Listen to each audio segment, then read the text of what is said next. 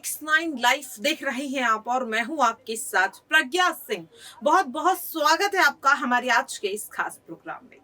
आज के इस प्रोग्राम में एक बार फिर से बात करेंगे श्रद्धा वालकर के केस की। श्रद्धा वालकर के केस से जुड़ा हर अपडेट हम आप तक पहुंचा रहे हैं। जिस तरह से साफ तौर पर देखने को मिल रहा है कि इस केस का जो मुख्य आरोपी है यानी कि आफताब आमीन पूनेवाला, लगातार जनता उसके लिए कड़ी से कड़ी सजा की मांग कर रही है। लेकिन यहाँ पर देखने को मिल रहा है कि आफताब के लिए सजा तो दूर, लगातार ऐसे केसेस और ज्यादा बढ़ रहे हैं। आखिरकार इसके पीछे की वजह क्या है? आपको बता दें कि जिस तरह से बीते एक महीने में करीब 5 से 6 ऐसी घटनाएं सामने आ चुकी है जिनमें कई ऐसे लोग आफताब की तरह खूंखार बन गए और किसी अपने को यहाँ पर टुकड़ों में बांट दिया। सवाल लगातार ये उठ रहा है कि आखिरकार क्यों अब लोग इस तरह से हैवानियत पर उतर आए हैं? क्यों लोगों के बीच डर नहीं रहा सरकार का, प्रशासन का, कानून का? ये सवाल भी उठ रहा है। लेकिन यहाँ पर अगर मैं बात करूं, जिस तरह से आफताब ने श्रद्धा की जान ली और अब लगातार देश के अलग अलग राज्यों से ऐसी खबरें आ रही हैं जहां पर किसी ने अपनी दोस्त का, किसी ने अपने पिता का, किसी ने अपनी बेटी का, तो यहाँ पर किसी ने अपनी दोस्त का, किसी ने अपनी ताई का, तो किसी ने अपनी पत्नी की इस तरह से जान ले ली और फिर शव को टुकड़ों में बांट दिया। यहाँ पर जिस तरह से देखने को मिल रहा है कि श्रद्धा वालकर का केस जब से सुर्खियों में आया है, लगातार इस तरह की वारदात सामने आ रही है। आखिरकार इसके पीछे की वजह क्या है? क्या सरकार और प्रशासन इस तरह के लोगों को काबू करने में नाकाम है? आखिरकार क्यों यहाँ पर लगातार ऐसे केस बढ़ रहे हैं? जिस तरह से हमने आपको कल भी बताया था कि 5 ऐसे राज्यों में 5 ऐसे वारदात सामने आई जिनमें यहाँ पर आफताब की तरह एक शख्स हैवान बन गया और किस तरह से किसी अपने को टुकड़ों में बांट दिया। यहाँ पर आपको बता दूं कि जहां एक आफताब इस वक्त दिल्ली की तिहाड़ जेल में बंद है, जिसका फैसला आने वाली 22 दिसंबर को दिल्ली के साकेत कोर्ट में होगा कि उसे बेल मिलेगी या नहीं, तो वहीं दूसरी ओर अब मध्य प्रदेश के इंदौर से एक और आफताब सामने निकल आया है जिसने अपनी प्रेमिका को श्रद्धा वालकर की तरह टुकड़ों में बांटने की धमकी दे दी। वो भी शायद श्रद्धा वालकर की तरह अपनी गर्लफ्रेंड का वैसा ही हाल करता, लेकिन इससे पहले ही उससे धर दबोच लिया गया। इंदौर पुलिस ने उस शख्स को यहाँ पर गिरफ्तार कर लिया गया। या कुछ ये पूरा मामला है, अब आपको विस्तार से बताते हैं। दरअसल आपको बता दें कि इंदौर से ये मामला सामने आया है जहां पर आफताब नाम का एक मुस्लिम शख्स, जिसने एक लड़की के साथ दोस्ती की लेकिन अपना धर्म और अपनी असली पहचान छुपाकर, जी हाँ, उसने उस लड़की को अपना नाम राहुल बताया, उससे अपने नाम की, अपने असली धर्म की सच्चाई छुपाई। जब लड़की को इस बारे में पता चला कि वो राहुल नहीं बल्कि आफताब है, तो लड़की ने उससे रिश्ता तोड़ने का फैसला लिया। और यहाँ पर जब रिश्ता उसने तोड़ा तो उस शख्स ने उस लड़की को ये धमकी दी कि वो उससे श्रद्धा की तरह 36 टुकड़ों में बांट देगा अगर उसने उसका साथ नहीं दिया या अगर वो उससे दूर हो गई।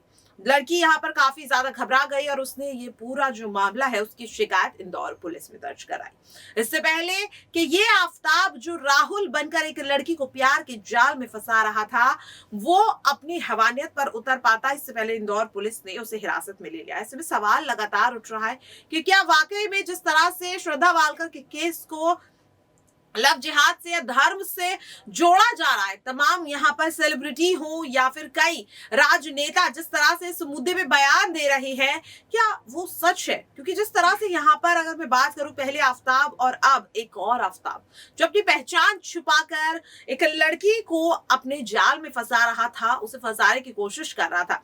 ऐसे में आखिरकार क्या वजह है? क्या अब कोई किसी पे भरोसा ही नहीं कर सकता? जिस तरह साफ तौर पर देखने को मिल रहा है कि श्रद्धा वालकर के लिए जहां एक और इंसाफ की मांग बढ़ रही है, तो लगातार इस तरीके के केसेस भी बढ़ रहे हैं। लेकिन यहाँ पर अगर मैं बात करूं तो जिस तरह से अब श्रद्धा वालकर के मुजरिम आफताब आमीन पूनेवाला जो कि इस वक्त तिहाड़ जेल में बंद है, उससे जुड़ा हर अपडेट हम आप तक पहुंचा रहे हैं। और आज का अगर अपडेट मैं आपको बताऊं तो अपडेट ये है कि आफताब का जो वकील है उसने आफताब से तिहाड़ जेल में मुलाकात की है और किस तरह से वो आफताब को 22 दिसंबर को बेल दिलवाएगा, इस पर बातचीत भी हुई है। पूरी यहाँ पर बातचीत हो चुकी है और जिस बात को लेकर वकील ने मीडिया से बातचीत करते हुए ये दावा किया था कि सबूत तोड़ जाएंगे, डीएनए रिपोर्ट फलाना, इस तरह की चीजें जो उसने कही, इसके बाद अब श्रद्धा के पिता विकास सुवालकर का जो डर है वो और ज्यादा बढ़ रहा है। यहाँ पर पिता एक बार फिर से परेशान नजर आ रहे हैं कि क्या उनकी बेटी का मुजरिम छूट जाएगा, क्या उनकी बेटी का जो मुजरिम है उसे सजा नहीं मिलेगी। इसे लेकर और भी कई ऐसे बड़े खुलासे श्रद्धा के पिता विकास वालकर ने किए हैं, तो उसके लिए पहले देखिए। 23 दिन अगर वो वहाँ जाके वापस रहती है कंप्लेंट देने के बाद भी, तो और फिर वो कंप्लेंट वापस लेने की बात करती है, तो मुझे ऐसा ही लग रहा है कि उसको शायद उन्होंने प्रेशर किया होगा कि ये कंप्लेंट वापस लेने के लिए, और शायद उसको मारपीट भी की होगी, तभी तो उसने ऐसे कंप्लेंट वापस ली। शायद वो आना ही चाहती थी मेरे पास, लेकिन पता नहीं फिर इन्होंने क्या ऐसा दबाव डाला कि वो वापस मेरे पास क्यों नहीं है। बाप या भाई, ये पूरी फैमिली की जांच होनी चाहिए, ये पूरे उनको पूरी जानकारी थी और इनकी पूरी जांच होनी चाहिए।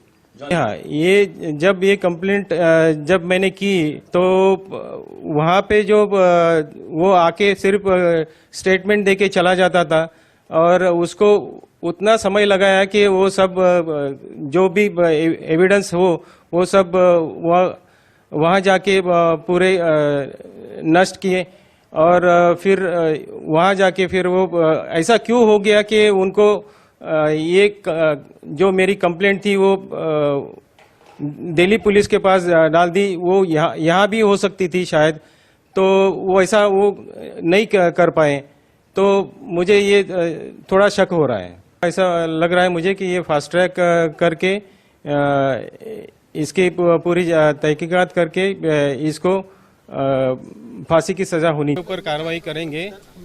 आगे देखते हैं क्या होगा। 2 से 3 पुलिस स्टेशन में लापरवाही की बात है। तुलिंज में, मणिपुर में आपने स्पेसिफिक किसकी बात कही है? तुलिंज में जो पहली शिकायत श्रद्धा ने की उसको लेकर, या मणिपुर में जब आप मिसिंग की कंप्लेन करने गए थे उसको लेकर? नहीं, मैंने जो तुलिंज में जो 2020 में जो कंप्लेंट की थी मेरी बेटी ने, उसी के बारे में मैंने वापस पूछा है।